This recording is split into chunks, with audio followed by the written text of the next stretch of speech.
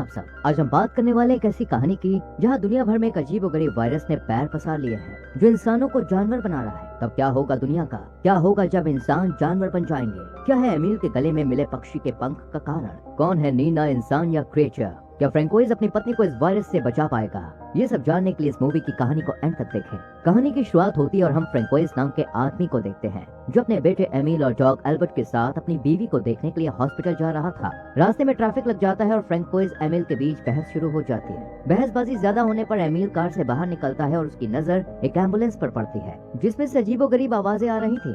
इतने में फ्रैंकोइज भी यहाँ पहुँच जाता है और दोनों वहीं छुप जाते हैं। तभी एक क्रिएचर जिसके ईगल की तरह पंख थे वो एम्बुलेंस से बाहर निकलकर स्टाफ को मारता है और यहाँ से भाग जाता है। थोड़ी देर में फ्रैंकोइज और एलिन भी हॉस्पिटल पहुँच जाते हैं जहाँ हमें एक छोटा बच्चा नजर आता है जिसके मुंह से अजीब टेंटिकल्स बाहर आ रहे थे। दरअसल पूरी दुनिया में एक वायरस फैल चुका है जिसकी चपेट में आने वाला शख्स क्रिएचर्स में बदल रहा है। फ्रैंकोइज की बीवी भी इसी वायरस का शिकार है जो कुछ समय पहले तक घर पर ही थी, लेकिन अब क्योंकि सरकार इन क्रिएचर्स पर रिसर्च कर रही है ताकि इन्हें वापस नॉर्मल किया जा सके, इसलिए फ्रैंकोइज की पत्नी को हॉस्पिटल में शिफ्ट किया गया है। और फ्रैंकोइज और एमिल डॉक्टर से मिलते हैं जहाँ उन्हें बताया जाता है कि लाना की हालत में अब सुधार है और अब उसे शहर के ही दूसरे हॉस्पिटल में शिफ्ट किया जा रहा है। इसके बाद फ्रैंकोइज और एमिल दोनों लाना से मिलने जाते हैं जहाँ हम देखते हैं कि उसके चेहरे पर बाल उग रहे हैं और वो बिल्कुल किसी जानवर की तरह ही नजर आ रही है। कुछ समय गुजरता है और फ्रैंकोइज दूसरे शहर में एक घर खरीदता है जो असल में लाना के नए हॉस्पिटल से नजदीक था। यहाँ फ्रैंकोइज काम लगाता है और एमिल स्कूल ज्वाइन करता है। स्कूल में पहले दिन ही नीना नाम की लड़की एमिल से सवाल पर सवाल करती है, जैसे वो कहाँ रहता है, उसका नाम क्या है, उसके चेहरे पर ये निशान कैसे लगा, वगैरह वगैरह।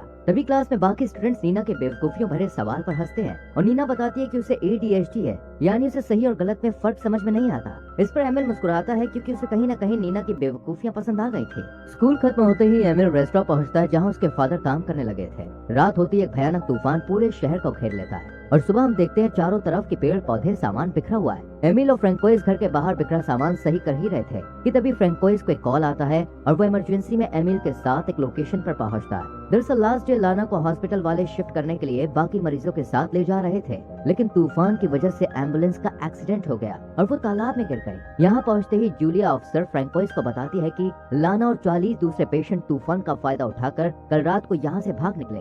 फिलहाल पुलिस उनकी तलाश कर रही है। फ्रैंकोइज ये सोचकर परेशान हो जाता है कि लाना अब मिसिंग है, इसलिए रात को वो अपने और एमिल के कपड़े घर के बाहर टांग देता है ताकि लाना अगर यहाँ पे आए तो इन कपड़ों की स्मेल से अपने घर परिवार को पहचान ले। एमिल भी फ्रैंकोइज की मदद कर ही रहा था कि तभी उसे एक अजीब सा क्रिएचर नजर आता है जिसे देखकर एमिल घबरा जाता है और फिर वो क्रिएचर कहीं गायब हो जाता है। अगले दिन स्कूल में एमिल को पता चलता है कि बीती रात के तूफान को डिजास्टर घोषित कर दिया गया है। उस तूफान का फायदा उठाकर कुछ एनिमल ह्यूमन भी भाग निकले हैं। अब एनिमल ह्यूमन का नाम सुनते ही एमिल के हाथ से बॉक्स गिर जाता है जिस पर नीना पूछती है क्या हुआ, पर एमिल कोई जवाब नहीं देता। इतने में वहाँ टग ऑफ वॉर गेम शुरू हो जाता है और एमिल एक ही वॉर में सामने वाली पूरी टीम को आउट कर देता है, यानी उसके पास अब काफी पावर्स आ चुकी थी। लेकिन ये बात एमिल को काफी परेशान करती है, इसलिए वो फौरन से घर आ जाता है, अपने कपड़े उतारता है और काफी परेशान हो जाता है क्योंकि उसकी रीढ़ की हड्डी अजीब तरह से बाहर आ रही थी, यानी अब वो इस वायरस का शिकार होने वाला था। दूसरी तरफ सुपरमार्केट में फ्रैंकोइज की मुलाकात जूलिया से होती है। दोनों बात कर ही रहे थे कि तभी मॉल में एक क्रिएचर घुस आता है जिसे देखकर पुलिस उसके पीछे पड़ जाती है।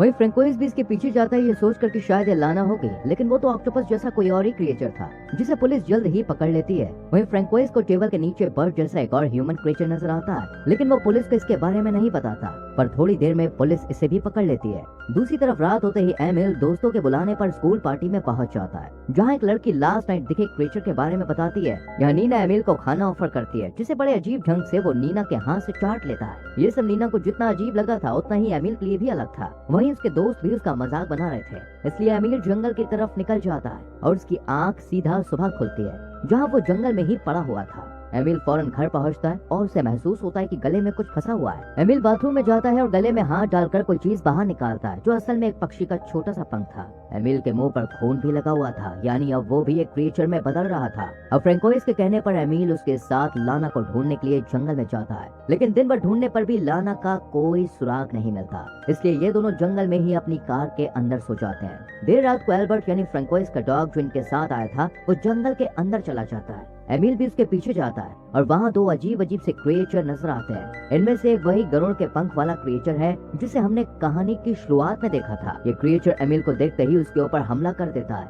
लेकिन इतने में ही यहाँ पर फ्रैंकोइज पहुंच जाता है। पर वहीं इस क्रिएचर ने भी एमिल को मारा नहीं, क्योंकि वो शायद समझ गया था कि एमिल भी उसी की तरह एक नॉर्मल क्रिएचर में बदल रहा है। खैर फ्रैंकोइस एमिल को लेकर हॉस्पिटल पहुंचता है, लेकिन एमिल नहीं जाना चाहता था। लेकिन रास्ते में जूलिया मिलती है, जिसके कहने पर एमिल को हॉस्पिटल जाना पड़ता है। यहाँ पर हमें पता चलता है कि इस वायरस और भागे हुए क्रीचर्स को पकड़ने के लिए आर्मी को बुलाया गया है। अब धीरे धीरे समय गुजरने लगता है और एमिल के शरीर में लगातार बदलाव आने लगते हैं, जिनका असर उसकी डेली लाइफ पर भी पड़ता है। जैसे अब वो सही से पैडल नहीं मार सकता था। साइकिल पर कदम लड़खड़ाते हुए नीना एमिल को देख लेती है और उसे अपने साथ अपने घर ले जाती है, जहाँ फ्रिज में एमिल की नजर एक मरी हुई बर्ड पर पड़ती है, जिसका रंग बिल्कुल वैसा ही था जैसा पंख एमिल को अपने गले में मिला था। नीना बताती है कि बर्ड बाहर मरी हुई पड़ी थी, मैंने तो बस इसे उठा के यहाँ पे रखा है। ये सुनकर एमिल को अजीब लगता है, लेकिन नीना बताती है कि मैं इस बर्ड को आर्मी को देना चाहती हूँ, ताकि वो इसे उन क्रिएचर्स को खाने के लिए दे सके। अब इस छोटी सी डेट के बाद एमिल भी निकल जाता है और सीधा तालाब में छलांग लगाता है। कुछ मछलियों को निकालकर एमिल उन्हें खाने लगता है और फिर कुछ मछलियों को लेकर जंगल में जाता है, जहाँ वही पंखों वाला क्रिएचर लुढ़कता हुआ एमिल की तरफ आता है। लेकिन इससे पहले कि ये एमिल पर हमला करता, वो उसके सामने कुछ मछलियाँ रख के कहता है, मेरा नाम एमिल है।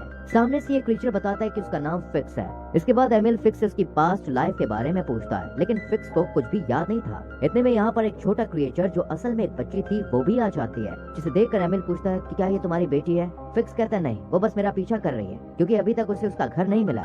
एमिल को पता चलता है कि फिक्स पक्षियों की तरह उड़ नहीं सकता, इसलिए उसके पास घर भी नहीं है। एमिल फिक्स का घर बनाने में उसकी हेल्प करता है और तालाब से सभी लकड़ियों को हटा देता है, और इस मदद के साथ ही फिक्स और एमिल की दोस्ती हो जाती है। दूसरी तरफ हम फ्रैंकोइस को देखते हैं, जिस रेस्टोरेंट के बैकयार्ड में क्रिएचर नजर आता है। फ्रैंकोइस इसे लाना समझकर यहाँ चला आता है, पर ये क्रिएचर तो कोई और ही था, जो सीधा फ्रैंकोइस पर हमला बोल देता है। तभी यहाँ रेस्टोरेंट के ओनर पहुँच जाती है और इस क्रिएचर को शांत कर बताती है कि वो उसकी बहन है, जिसे पुलिस से बचाने के लिए यहाँ बांध के रखा है। ये सुनते ही फ्रैंकोइस को भी लाना की याद आ जाती है और वो फौरन जंगल में जाता है, जहाँ उसे कोई क्रिएचर तो नजर आया, लेकिन वो लाना नहीं थी। पर फिर भी फ्रैंकोइस जूलिया से झूठ कहता है कि उसने जंगल में लाना को देखा, ताकि पुलिस लाना को ढूंढने में उसकी हेल्प कर सके। अगले दिन स्कूल में एमिल के दोस्त इन्हीं क्रिएचर्स के बारे में बात करते हैं कि अब धरती ही नहीं, बाकी हिस्सों में भी ये क्रिएचर्स मिल रहे हैं और दुनिया दो हिस्सों में बढ़ती जा रही है। इसके बाद वो फिक्स के पास पहुंचता है, जहां फिक्स उड़ने की प्रैक्टिस कर रहा होता है, लेकिन कामयाब नहीं होता। शाम को फ्रैंकोइस जंगल में जाता है, जहां उसे एमिल की साइकिल नजर आती है। उसे कुछ भी समझ में नहीं आता, लेकिन वो साइकिल लेकर घर आ जाता है, जहाँ बाथरूम की सिंक सील हो रही थी। फ्रैंकोइस जब सिंक खोलता है तो उसमें उसे एमिल के टूटे हुए नाखून नजर आते हैं। वो समझ जाता है कि एमिल के साथ कुछ तो गड़बड़ है। रात होते ही एमिल भी अपने घर पहुंचता है, लेकिन यहाँ दरवाजे पर पहुंचते ही फ्रैंकिस उसे अपने नाखून दिखाने को कहता है। एमिल इनकार करता है और फ्रैंकोइस के नाखून दिखाने पर यहाँ से भागना शुरू कर देता है। पर कुछ दूर जाते फ्रैंकोइस उसे पकड़ लेता है और पूछता है कि मुझे बताओ क्या हुआ है। तब एमिल जोर जोर से रोते हुए बताता है कि अब वो भी क्रिएचर में बदल रहा है। फ्रैंकोइस उसे समझाता है कि वो दोनों मिलकर कोई ना कोई रास्ता जरूर निकालेंगे, लेकिन फिलहाल पुलिस से बचने के लिए एमिल को अपने नाखून और बाल काट के रहना होगा। एमिल भी मान जाता है और रात होते ही वो एक बार फिर से जंगल में तालाब के पास पहुंचता है। यहाँ आते ही एमिल सबसे पहले नीना को फोन करता है और भेड़िए की तरह चिल्लाने लगता है, लेकिन नीना कुछ भी सुन नहीं पाती।